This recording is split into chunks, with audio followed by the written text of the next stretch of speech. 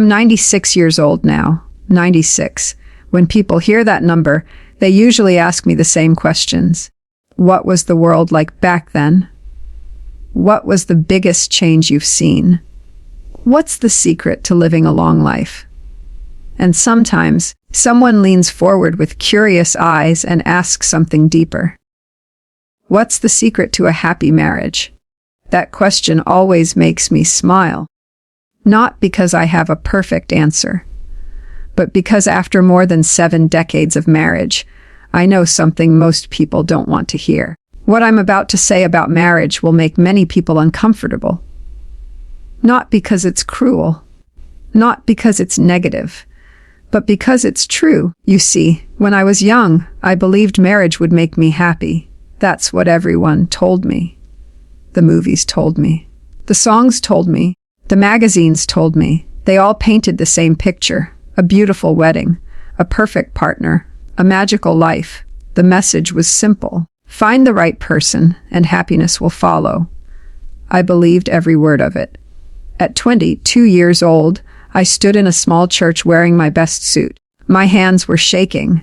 My heart was racing. And at the end of the aisle stood the woman I loved. She looked beautiful, more beautiful than words can describe. I remember thinking that day, this is it. This is the beginning of happiness. I thought marriage was the finish line. I thought the hard part was over. I thought love had already been won. I was wrong, and that misunderstanding nearly destroyed our marriage. Nobody told me that marriage isn't the reward. Marriage is the beginning of the work. Nobody told me that love isn't something you find. It's something you build. Day after day, choice after choice, year after year. The wedding lasts a few hours. The marriage lasts a lifetime. And those are very different things. The first year was wonderful. Everything felt exciting. Every conversation felt special. Every touch felt meaningful. We laughed together constantly. We dreamed together constantly. Then reality arrived. Bills arrived. Stress arrived. Disagreements arrived. Exhaustion arrived. Suddenly, we weren't just two people in love. We were two imperfect human beings trying to share one life. And that's when I learned the first uncomfortable truth about marriage. Your spouse cannot heal the emptiness inside you. Most people enter marriage carrying silent expectations. They expect their husband or wife to make them feel complete, to remove loneliness, to remove insecurity, to remove fear, to remove unhappiness. But no human being can carry that burden, not for long. I learned this lesson the hard way. There was a period early in our marriage when I was deeply unhappy. Work wasn't going well. Money was tight. I felt like a failure. Every day I came home frustrated, and secretly, I expected my wife to fix how I felt. I wanted her smile to erase my stress. I wanted her words to erase my doubts. I wanted her love to solve problems that existed inside me. And when it didn't work, I became resentful. I never said it out loud. But deep down I thought, why am I still unhappy? Why doesn't marriage feel the way I imagined? It took years to understand something important. Marriage doesn't create happiness. It reveals who you already are. If you're kind, marriage reveals it. If you're selfish, marriage reveals it. If you're patient, marriage reveals it. If you're angry, marriage reveals it. Marriage is like a mirror. And sometimes people hate what they see. That's why so many couples struggle. Not because they married the wrong person, but because they expected marriage to solve problems it was never meant to solve. One evening, many years ago, my wife said something I never forgot. We were sitting at the kitchen table after a difficult week. Neither of us was in a good mood. The room was quiet. Then she looked at me and said, "You keep waiting for life to make you happy." That sentence hit me harder than any argument, because she was right. I had been waiting for more money, waiting for more success, waiting for easier circumstances, waiting for happiness to arrive. But happiness doesn't arrive, it grows. And growth requires responsibility. That realization changed everything. Instead of asking, "What is my wife doing for me?" I started asking, What am I bringing into this marriage? That question changed my life, because marriage isn't built on feelings alone. Feelings come and go. Some mornings you wake up feeling deeply in love. Some mornings you don't. The couples who survive 70 years are not the couples who always feel love. They are the couples who choose love, again and again. Especially when it's difficult. Especially when it's inconvenient. Especially when emotions are weak. That's the part nobody wants to hear. People love romance. People love butterflies. People love excitement. But commitment is what carries a marriage through decades. Not feelings. Choices. I remember one winter when money was so tight that we worried constantly. The furnace broke. The car needed repairs. Unexpected bills piled up. We argued more during those months than any other period of our marriage. One night we sat together in silence. Neither of us knew how we would get through it. Then my wife reached across the table and held my hand. No speech. No miracle solution. Just a hand reaching for mine. And suddenly I realized something. The strength of a marriage isn't measured during easy seasons. It's measured during difficult ones. Anyone can love when life is comfortable. Real love appears when life becomes hard. That's when character matters. That's when commitment matters. That's when promises matter. Today, people often chase perfect compatibility. They search endlessly for someone who matches every preference, every hobby, every interest, every opinion. But after 96 years of life, I can tell you something. Compatibility is not what keeps people together. Character does. The most important question isn't, do we like all the same things? The most important question is, how do we treat each other when life becomes difficult? Because difficulty always comes. No marriage escapes it. No family escapes it. No human being escapes it.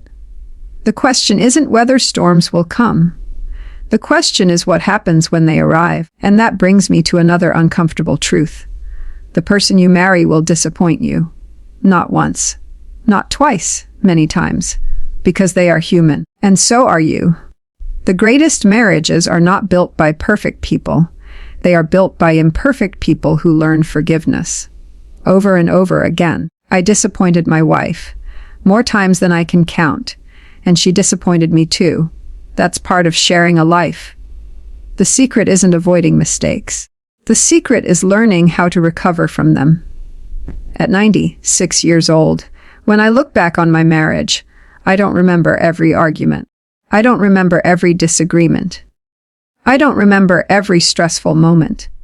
What I remember are the thousands of ordinary days, the cups of coffee shared in silence, the walks together, the late-night conversations, the laughter, the tears, the sacrifices, the small acts of kindness that nobody else ever saw.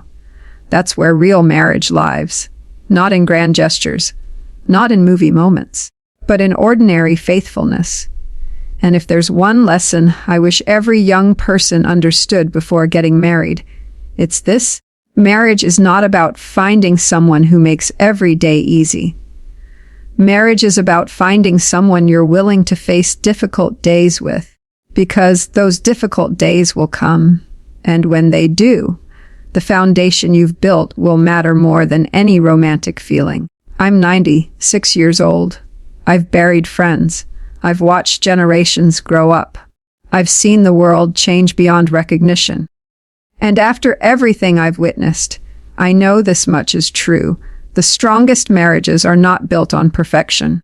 They are built on two imperfect people who refuse to quit when life becomes uncomfortable. And what I'm about to tell you next may be even harder to hear, because the greatest threat to most marriages is not betrayal. It's something far quieter, something that slowly destroys love without either person noticing. And it almost happened to us. The greatest threat to my marriage was never another person. It was never some dramatic betrayal. It was never a shocking secret. It was something much quieter, something that sneaks into a marriage so slowly that most couples don't even notice it happening. And by the time they do notice, years of damage have already been done. I'm talking about neglect. Not intentional neglect, not cruel neglect. Just the slow, ordinary neglect that comes from living life. If you've ever been married, you probably know exactly what I mean. Life gets busy. Work demands more attention. Children need care. Bills need paying. Problems need solving. Days become weeks. Weeks become months. Months become years. And somewhere along the way, two people who once couldn't wait to talk to each other begin living like roommates. That nearly happened to us. When my wife and I were first married, we talked about everything. We would sit together for hours. Sometimes we talked about our dreams, sometimes our fears, sometimes we talked about absolutely nothing important at all. But we talked. We connected. We knew each other's hearts. Then life became crowded. Children arrived. Responsibilities multiplied. Sleep became a luxury. Free time disappeared. We were constantly busy. From the outside, everything looked fine. We were raising a family, paying our bills, handling our responsibilities, doing what married people are supposed to do. But underneath the surface, something dangerous was happening. We were becoming strangers. Not completely. Not all at once. Just little by little. The conversations became shorter. The laughter became less frequent. The curiosity about each other started fading. Without realizing it, we had begun discussing schedules more than feelings, responsibilities more than dreams, tasks more than life. One evening, I came home exhausted from work. Dinner was on the table. The children were noisy. The house felt chaotic. My wife looked tired. I felt tired. Neither of us had much energy left. We ate, cleaned up, handled a few chores. Then we sat down in the living room. The television was on. The room was quiet. And suddenly I realized something. We hadn't truly talked in weeks. Not really. We had communicated. But we hadn't connected. There's a difference. Communication exchanges information. Connection exchanges hearts. And marriages cannot survive forever on information alone. I looked at my wife sitting across the room. She was only a few feet away. Yet somehow she felt far away. That realization frightened me, because I loved her. I truly did. But love neglected begins to weaken. Not instantly, gradually. Like a fire running out of wood. The flame doesn't disappear all at once. It simply grows smaller. That's what was happening. And the worst part was that neither of us intended for it to happen. We weren't bad people. We weren't selfish people. We were simply busy people. But busy can become dangerous. Because what you fail to nurture eventually begins to fade. A garden ignored fills with weeds. A friendship ignored grows distant. A marriage ignored becomes fragile. The next lesson I'm about to share might make some people uncomfortable. Love is not maintained automatically. Many people assume that because they love each other today, they will naturally feel the same way 10 years from now. But that's not how relationships work. Anything valuable requires maintenance. Your health requires maintenance. Your home requires maintenance. Your finances require maintenance. And marriage requires maintenance too. One Saturday morning, my wife surprised me. The children were spending the day with relatives. The house was unusually quiet. She sat across from me and asked a simple question. "Do you remember what we used to talk about before we had children?" I laughed. Then I stopped laughing, because I honestly couldn't remember. Not clearly. Years of responsibility had buried those memories. She smiled sadly. I miss that. Those 3 words hit me harder than any argument ever could. I miss that, not because she was angry, not because she was accusing me, but because she was telling the truth. And deep down, I missed it too. That conversation became a turning point. For the first time, we admitted what was happening. We hadn't stopped loving each other. We had stopped investing in each other. There's a difference. Many marriages fail not because love disappears. They fail because attention disappears. Affection disappears. Effort disappears. The relationship slowly moves from priority to background noise. And once that happens, distance grows. I remember something my grandfather once told me. At the time, I thought it sounded overly simple. Now I think it may be one of the wisest things I ever heard. He said, The grass is greener where you water it. When I was young, I thought successful marriages were lucky. Now I know better. Successful marriages are usually cultivated, water protected, maintained, not perfectly, but consistently. The couples who stay deeply connected after decades aren't necessarily more compatible than everyone else. They simply continue choosing each other, again and again, year after year, even when life becomes busy, even when energy becomes limited, even when responsibilities pile up. One habit saved our marriage during those years. And honestly, it was surprisingly small. Every evening after the children went to bed, we spent 20 minutes together. No television, no chores, no distractions, just conversation. Some nights the conversations were profound. Other nights they were ordinary. But we protected that time. Those 20 minutes became sacred. At first it felt awkward. We had become so accustomed to discussing responsibilities that meaningful conversation felt unfamiliar.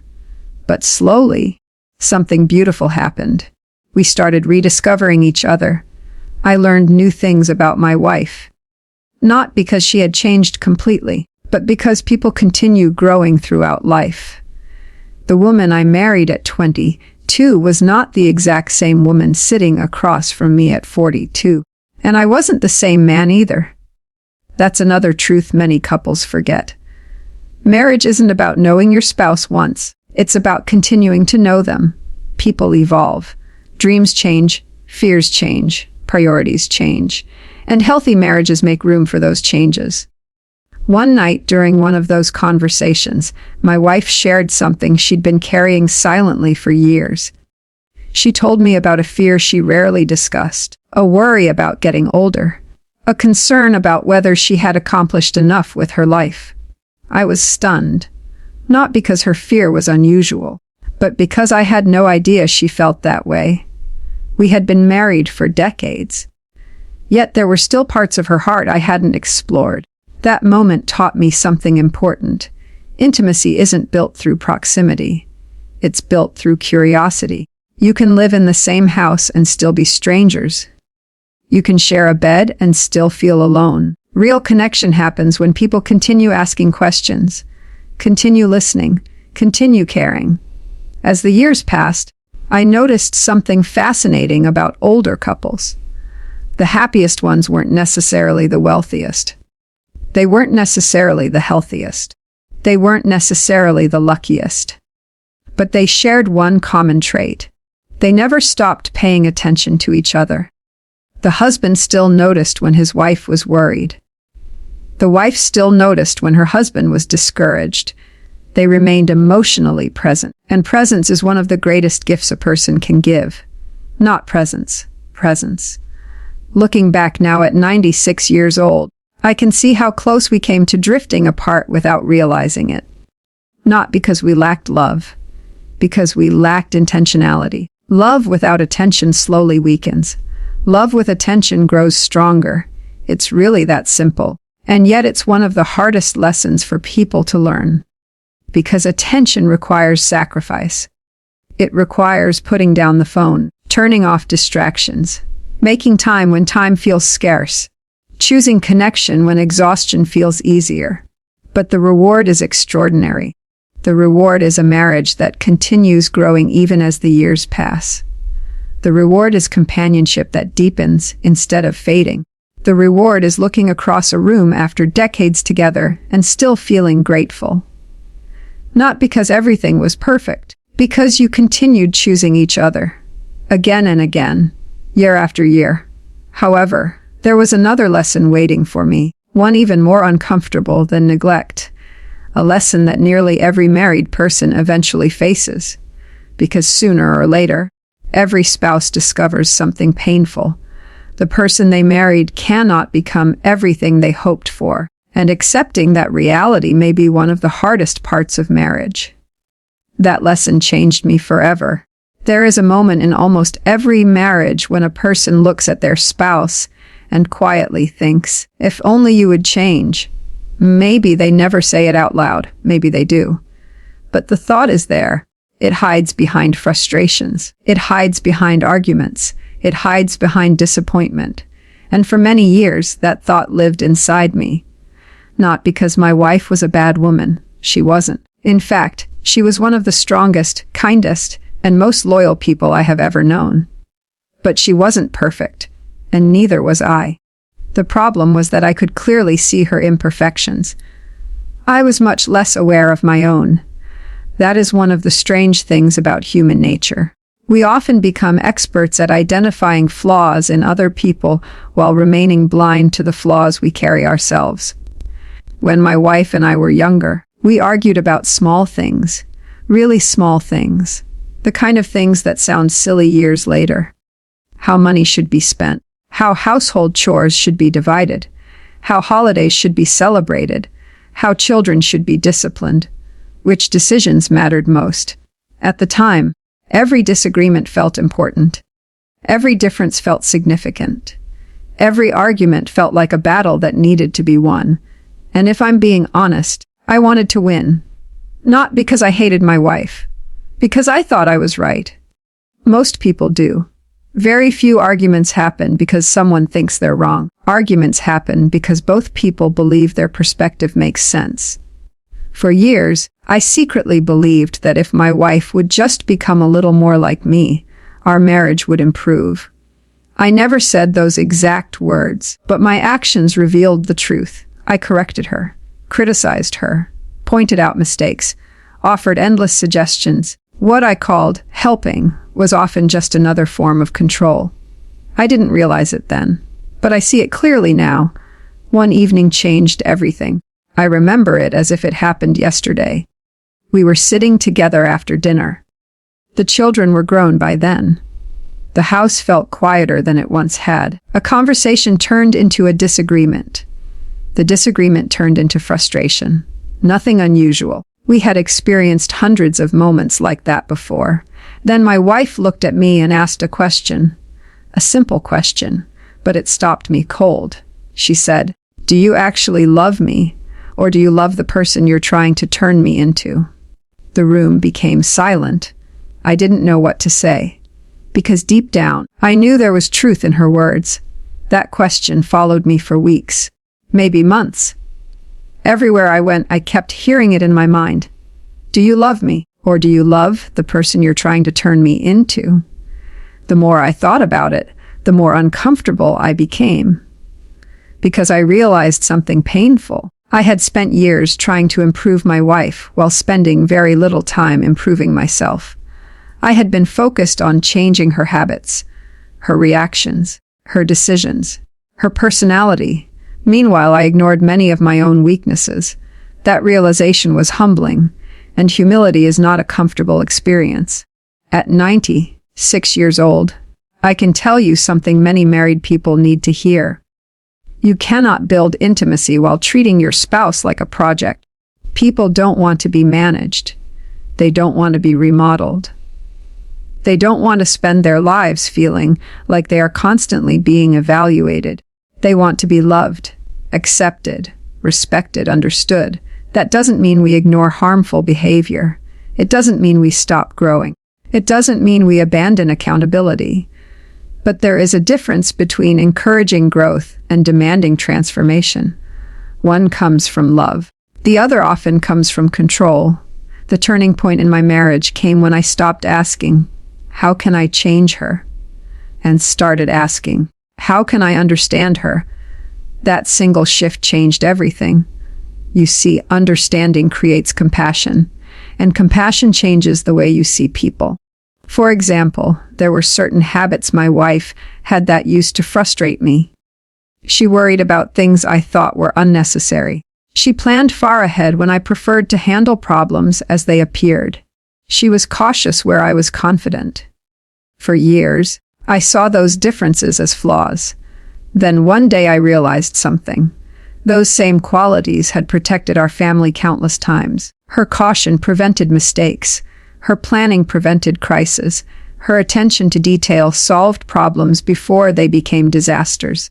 The very traits that annoyed me were often the same traits that strengthened our family. That realization changed how I viewed differences. Not every difference is a defect. Sometimes it's a gift disguised as an inconvenience. Marriage taught me that two people don't have to be identical to be successful together. In fact, sometimes their differences create balance. Think about it. If both people are impulsive, who slows things down? If both people avoid risk, who moves the family forward? If both people react emotionally, who provides stability during conflict? Differences can create tension, but they can also create strength. The challenge is learning which differences need correction and which differences need appreciation. That lesson took me decades to learn. Another thing happened as I grew older. I began noticing how quickly life passes. When you're 25, you feel like time is endless.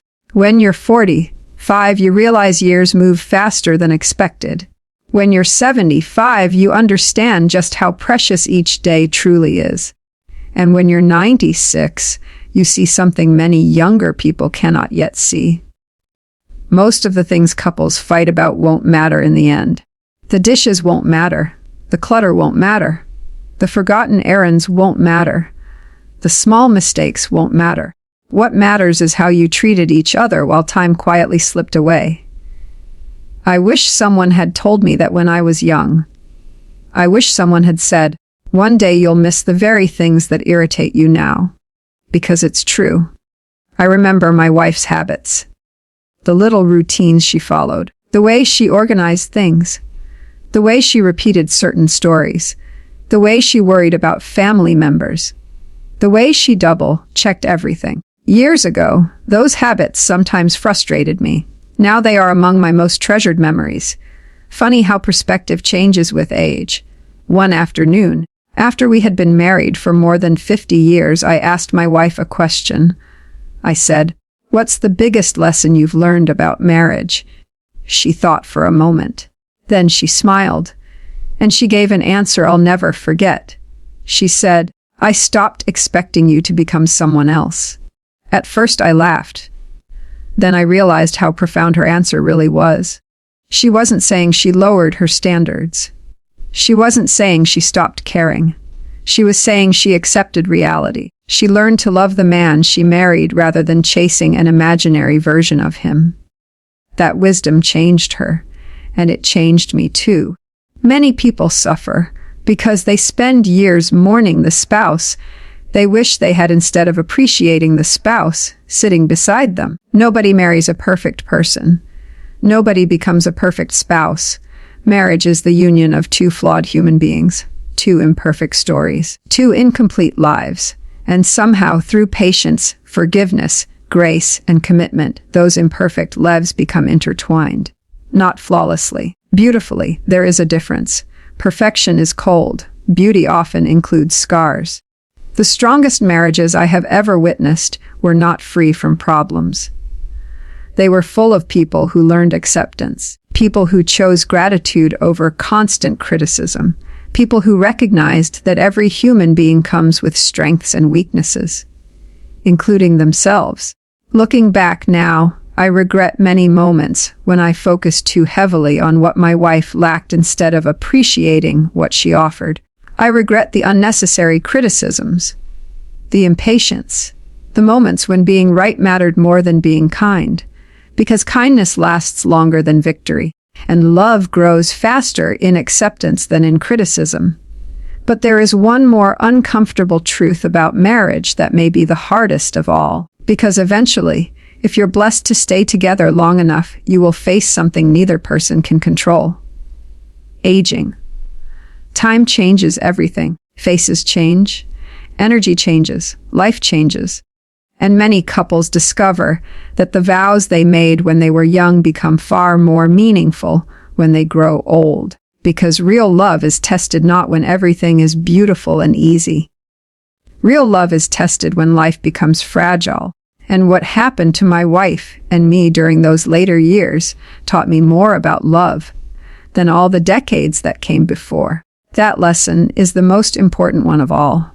And it begins with a phone call I never expected to receive. The phone call came on an ordinary Tuesday morning.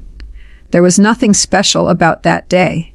The sun rose just like it always did. The coffee tasted the same. The neighborhood looked the same. The birds outside our window sang their usual songs. Everything felt normal. At least until the phone rang. I almost didn't answer it. I was reading the newspaper and enjoying a quiet morning. But something made me pick it up. On the other end was a doctor. His voice was calm, professional, measured. The kind of voice people use when they know they're about to deliver news that will change someone's life. I listened carefully. At first, the words didn't seem real. It felt like he was talking about someone else. Someone far away. Someone I didn't know. But then reality settled in. My wife was sick. Very sick. The details are not important. Every family has its own version of that story. Different illnesses, different diagnoses, different struggles. But the emotions are often the same. Fear, shock, confusion, disbelief. I remember hanging up the phone and staring at the wall. For several minutes, I couldn't move. I couldn't think. I couldn't speak. The room felt strangely quiet. And for the first time in many years, I felt completely helpless. You spend most of your life believing you have time. Time to travel. Time to fix mistakes. Time to say important things. Time to become better. Time to love more deeply. Then one day life reminds you that time is not guaranteed. And suddenly everything changes. That afternoon, I sat beside my wife. She already knew. The doctor had spoken with her earlier. We looked at each other. Neither of us knew what to say. After decades together, words seemed inadequate. So we sat in silence. And strangely enough, that silence said everything. Sometimes love doesn't need speeches. Sometimes love simply sits beside someone and refuses to leave. As the weeks passed, our lives changed dramatically. Appointments, tests, treatments, waiting rooms, long conversations with doctors, long nights filled with uncertainty. The future suddenly felt unclear. And that's when I learned one of the deepest truths about marriage. Love looks very different at 70, 80, and 90 than it does at 25. When you're young, love often feels exciting, passionate, adventurous. You dream about romantic vacations, special anniversaries, beautiful memories. There's nothing wrong with that. Those moments matter. But eventually, if you're fortunate enough to grow old together, love becomes something deeper, something quieter, something stronger. It becomes loyalty. It becomes presence. It becomes sacrifice. It becomes showing up every day, especially when life becomes difficult. I remember helping my wife through simple tasks she once did effortlessly. Things neither of us ever imagined would become challenging. There were moments when she felt frustrated, moments when she felt discouraged, moments when she felt afraid. And during those moments, I discovered something surprising. I didn't feel burdened. I felt honored. Not because the situation was easy. It wasn't. Not because I enjoyed watching her struggle. I didn't. But because after all those years, I finally understood what marriage truly meant. When we stood together on our wedding day, we promised to love each other. At the time, those words sounded beautiful. But I don't think either of us fully understood them. Young people often imagine love during the best moments, the celebrations, the victories, the joyful milestones. What they don't always imagine are the hospital rooms, the difficult diagnoses, the sleepless nights, the seasons when one person must become strong for both. Yet those moments reveal the deepest form of love. One evening, while sitting together in our living room, my wife asked me a question I will never forget. She looked at me and said, "Do you ever wish your life had been easier?" I knew what she meant. She wasn't talking only about her illness. She was talking about all of it. The struggles, the sacrifices, the hardships, the disappointments, the difficult seasons we had endured together. For a moment, I thought carefully. Then I gave her the most honest answer I could. I said, "No. Easier would have meant less of you." Tears filled her eyes. And honestly, tears filled mine too, because it was true. Every challenge we survived together had become part of our story. Every obstacle had strengthened something between us. Every difficult season had taught us something valuable. Looking back now, I realize that many people misunderstand happiness. They think happiness comes from avoiding pain, avoiding struggle, avoiding discomfort. But some of the most meaningful moments in life are born from difficult experiences. Not because suffering is good, but because love often becomes most visible during hardship. You learn who people truly are when life becomes difficult. You learn who remains, who sacrifices, who stays, who shows up. Marriage revealed all of those things. I remember watching my wife sleep one night. The room was quiet. The house was still. And as I looked at her, I thought about our entire journey together. The young woman standing at the altar. The mother raising our children. The partner who stood beside me through financial struggles. The friend who listened when I felt defeated. The woman who laughed with me, cried with me, believed in me, forgave me, loved me. Suddenly, all the old arguments seemed insignificant. The disagreements, the frustrations, the things that once felt important. None of them mattered anymore. Perspective has a way of changing when time becomes precious. One of the saddest mistakes people make is assuming they have forever. Forever to apologize. Forever to forgive. Forever to express gratitude. Forever to say, I love you. But forever is not promised. That's why aging taught me something many younger couples don't yet understand. Never postpone affection. Never postpone kindness. Never postpone appreciation. Because one day you'll wish for one more conversation, one more walk, one more meal together, one more ordinary afternoon. And ordinary afternoons become priceless when they're gone. As my wife's health continued to decline, our conversations became different. We spoke less about the future, more about the past. We shared memories, stories, moments we had nearly forgotten. Sometimes we laughed until tears rolled down our faces. Sometimes we cried. Both felt important. Both felt healing. One day she asked me another question, perhaps the most important question of our entire marriage. She said, after all these years, what do you think love really is? I thought about that question for a long time, longer than she probably expected. Then I answered. I said, love is staying. She smiled. So I continued. Love is staying when life becomes difficult. Love is staying when feelings change. Love is staying when expectations fail. Love is staying when circumstances become painful. Love is waking up every day and choosing the same person again. The room became quiet. Then she reached for my hand, the same hand she had reached for decades earlier during our hardest financial struggles, the same hand she held while raising children, the same hand she held during celebrations and heartbreaks. And in that moment, I understood something profound. Marriage is not measured by years. It is measured by faithfulness within those years. Some people spend decades together without truly being present. Others spend fewer years together yet create a lifetime of love. What matters is not merely how long you stay, it is how you love while you're there. Today, at 96 years old, people sometimes ask whether marriage is worth it, whether the sacrifices are worth it, whether the effort is worth it, whether the heartbreak is worth it. My answer is always the same. Yes. Not because marriage is easy, not because marriage is perfect, but because sharing a life with someone you truly love is one of the greatest gifts a human being can experience. Yet there is one final lesson, the hardest lesson, the lesson nobody wants to think about when they're young, because every marriage eventually reaches a moment when one person must face the possibility of continuing alone. And what happened after that season taught me the greatest truth about love I have ever known. A truth I wish every married couple could understand before it's too late. And that truth begins on a quiet morning I'll never forget.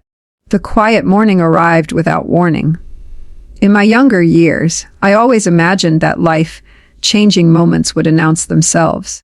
I thought they would arrive with dramatic music, powerful speeches, or obvious signs that something important was happening. But that's not how life works. Most of the moments that shape us forever arrive quietly, like a sunrise, like a whisper, like a final conversation you don't realize is final. That morning felt ordinary. The house was peaceful. Soft light entered through the window. The world outside continued as it always had. Cars passed. Birds sang. Neighbors went about their routines. Everything seemed normal. Yet deep inside, I sensed something was different. My wife was resting. I sat beside her, holding her hand. The same hand I had held on our wedding day. The same hand I had held during financial struggles. The same hand I had held while raising children. The same hand I had held through sickness, fear, celebrations, victories, and disappointments. Decades had passed between those moments.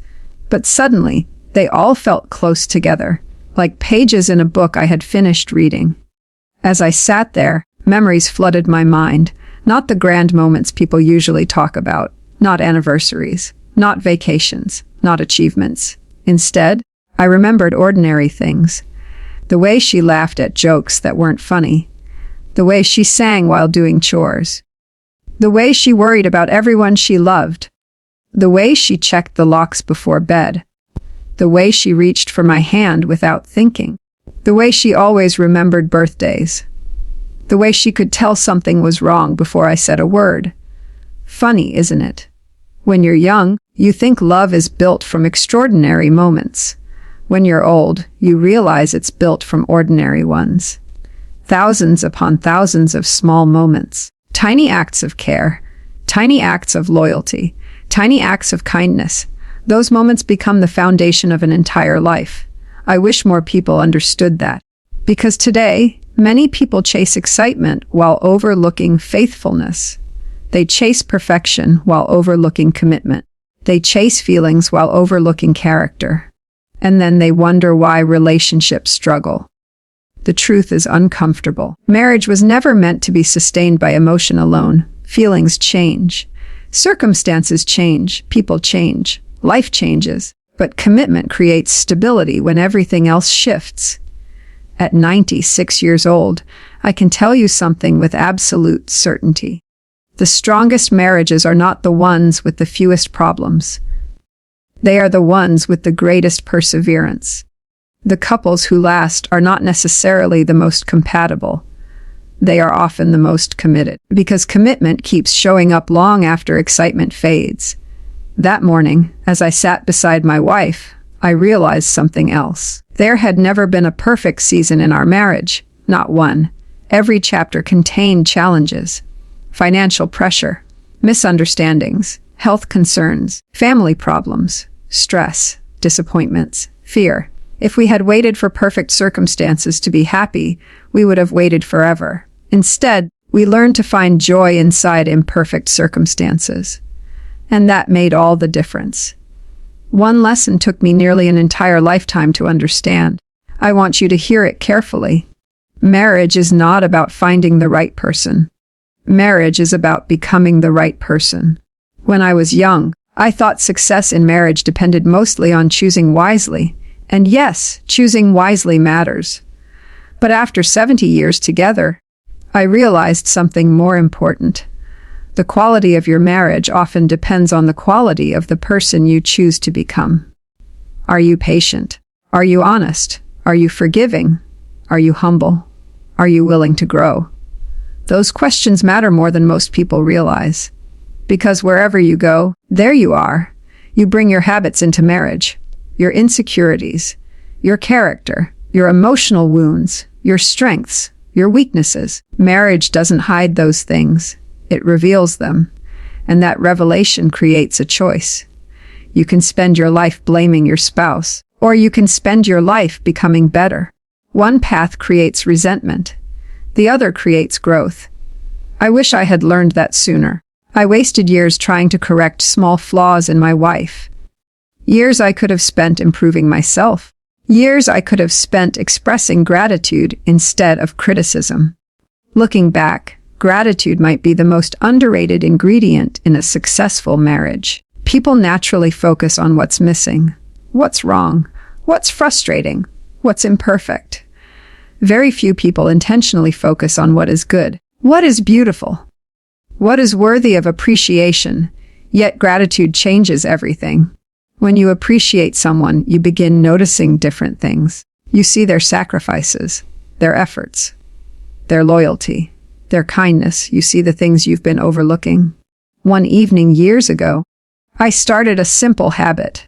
Before going to sleep, I would think of one thing my wife had done that day for which I was grateful. Sometimes it was something significant. Sometimes it was incredibly small. But I noticed something remarkable. The more gratitude I practiced, the more reasons I found to be grateful.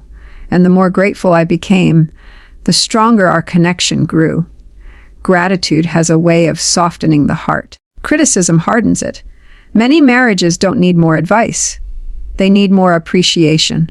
As the years passed, another truth became clear. The best parts of marriage cannot be measured. You can't measure trust. You can't measure loyalty. You can't measure companionship. You can't measure the comfort of knowing someone understands your story. Those things don't appear on bank statements. They don't win awards. They don't impress strangers. Yet they are among life's greatest treasures.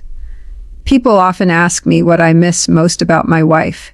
The answer surprises them. It's not one specific event. It's her presence, just her presence. Knowing she was there. Knowing I could turn and speak to someone who knew my entire life story. Someone who remembered things nobody else remembered. Someone who witnessed every chapter. That kind of connection is rare, and it becomes more valuable with every passing year. That's why I tell younger people this: protect your marriage from neglect. Protect it from pride. Protect it from constant criticism. Protect it from taking each other for granted. Because what feels ordinary today may become priceless tomorrow. Never assume you'll have endless opportunities to express love. Never assume there will always be another conversation, another anniversary, another tomorrow. Tell people what they mean to you while they can still hear it. Show appreciation while they can still feel it. Offer forgiveness while there's still time to heal. At 96 years old, I've learned that regret rarely comes from loving too much. Regret usually comes from loving too little, from words left unsaid, from gratitude left unexpressed, from affection postponed, from apologies delayed. Life moves faster than anyone expects. Faster than I ever imagined. One day you're standing at the altar. The next day you're watching your children grow. Then you're watching grandchildren run through the yard. Then suddenly you're 96 years old, wondering where the decades went. The years pass quickly, but love leaves footprints. Footprints in memories. Footprints in families. Footprints in lives touched by kindness and sacrifice. Those footprints remain long after we are gone. And that brings me to the final truth. The truth that might make some people uncomfortable. Marriage is not primarily about happiness. It's about faithfulness. Now, don't misunderstand me. A good marriage often brings happiness. Some of the happiest moments of my life came through marriage. But happiness was never the foundation. Faithfulness was, because there were seasons when happiness was difficult. Seasons of grief, fear, stress, loss, exhaustion. Yet faithfulness carried us through those seasons, and eventually happiness returned. Feelings come and go. Faithfulness remains. That is why vows matter. Not because life will always be easy, but because life will sometimes be hard. And love proves itself most clearly during difficult seasons. If I could sit down with every young couple preparing for marriage today, I would tell them this: choose someone whose character you respect. Choose someone who tells the truth. Choose someone who stays when life becomes difficult. Choose someone who treats people with kindness. Choose someone willing to grow. Then spend the rest of your life choosing them again and again. Not once, not occasionally, every day. Because that is what marriage really is.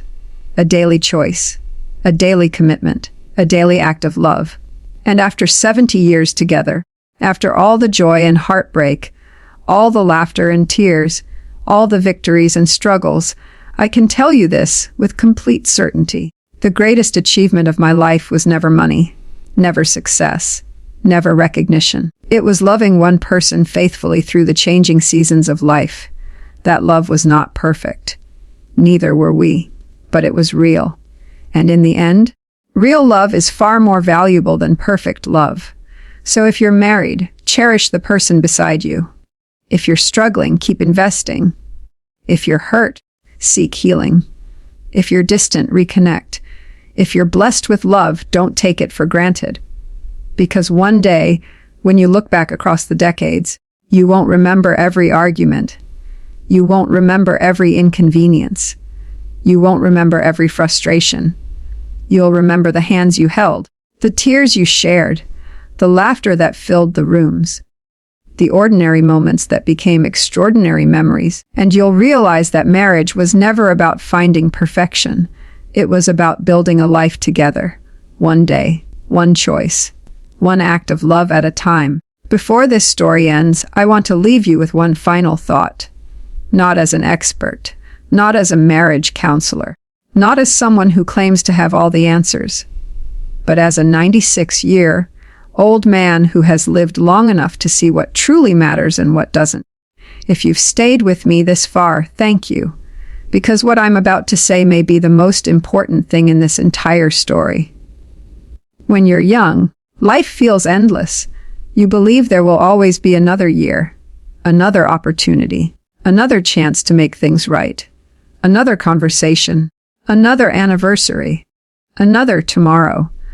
You don't realize how quickly the pages of your life are turning.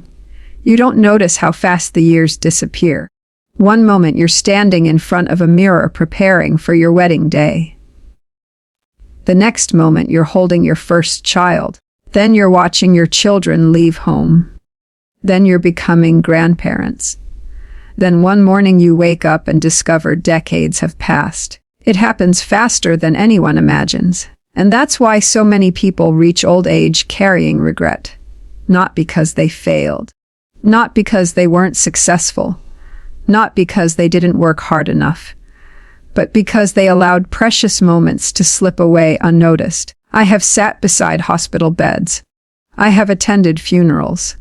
I have watched friends say goodbye to the people they loved most. And I can tell you something that almost nobody talks about. At the end of life, people rarely regret the things they didn't buy. They rarely regret working one less hour. They rarely regret having a smaller house or a less impressive car. What they regret are the moments they failed to cherish, the people they failed to appreciate, the love they failed to express, the forgiveness they postponed, the words they never said. I know because I've seen it, again and again.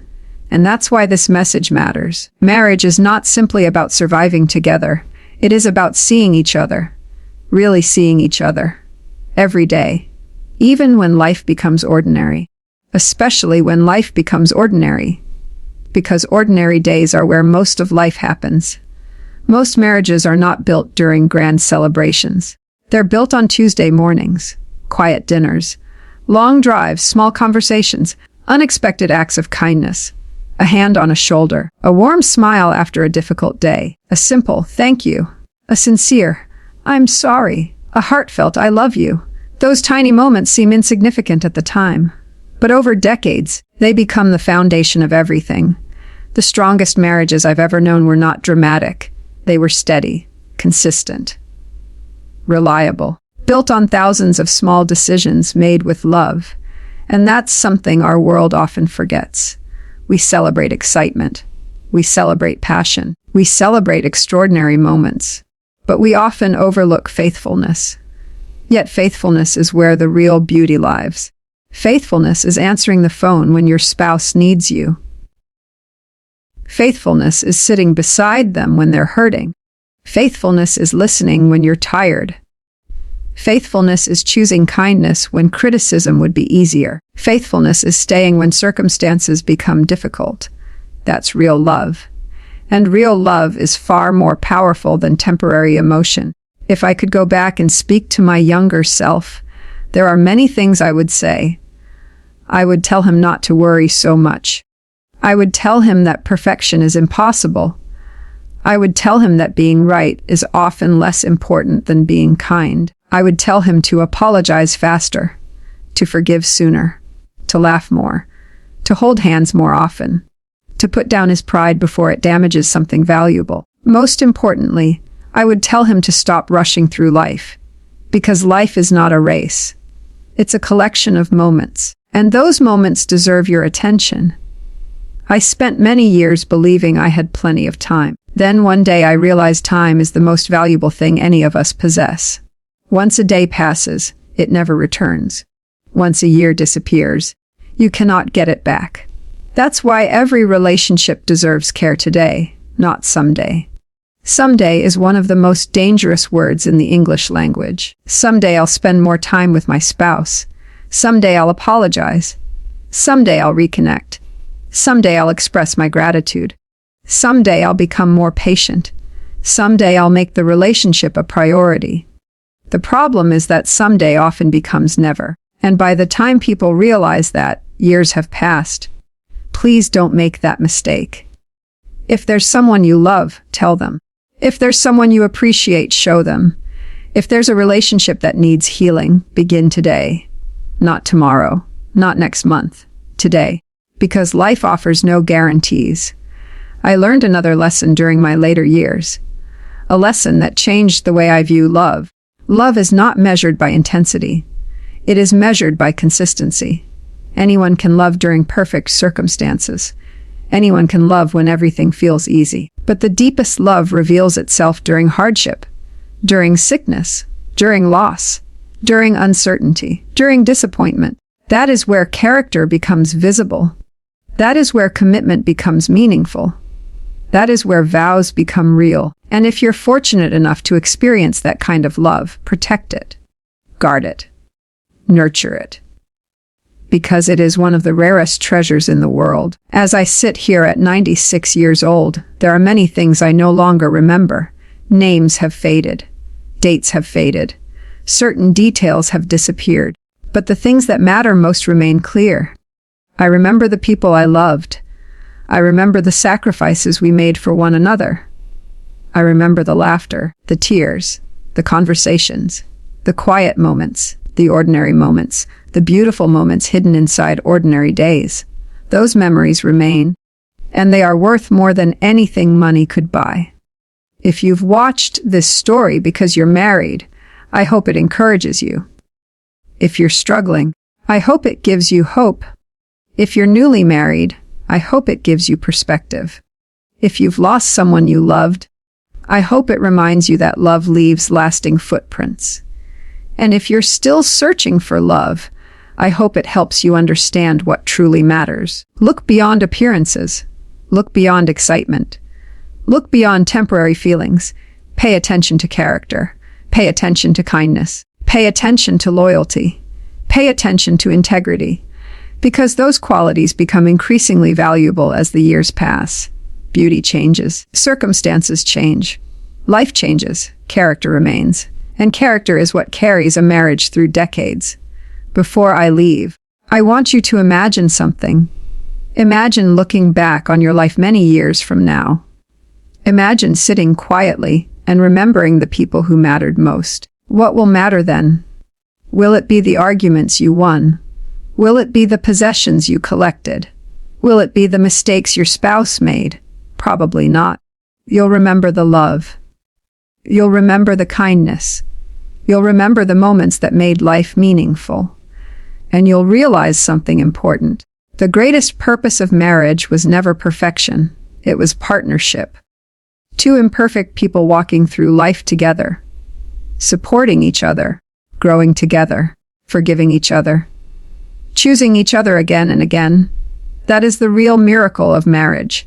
Not that two people never struggle, but that two people continue choosing love despite the struggles. And perhaps that's the most uncomfortable truth of all. Love is not something you find once. Love is something you practice daily. Every conversation, every sacrifice, every act of patience, every act of forgiveness, every act of kindness, day after day, year after year, until one day you look back and realize those small choices created an extraordinary life. So tonight, before you move on to the next video or the next task in your day, I want to leave you with a simple challenge. Call someone you love, hold your spouse's hand, express gratitude, offer forgiveness. Say the words you've been postponing. Don't wait for a special occasion. Life itself is the special occasion. And if there's one lesson 96 years have taught me, it is this: the people you love are the greatest gift you'll ever receive. Treasure them, protect them, appreciate them. Because one day you'll discover what I discovered. The most meaningful parts of life were never the extraordinary moments. They were the ordinary moments shared with someone you loved. Thank you for spending this time with me. And wherever you are in your journey, may you never take love for granted. Because in the end, love is not just part of life. Love is what makes life worth remembering. Until next time, take care of your heart, take care of the people you love, and never forget that the smallest acts of love often leave the biggest impact. God bless you, and thank you for listening.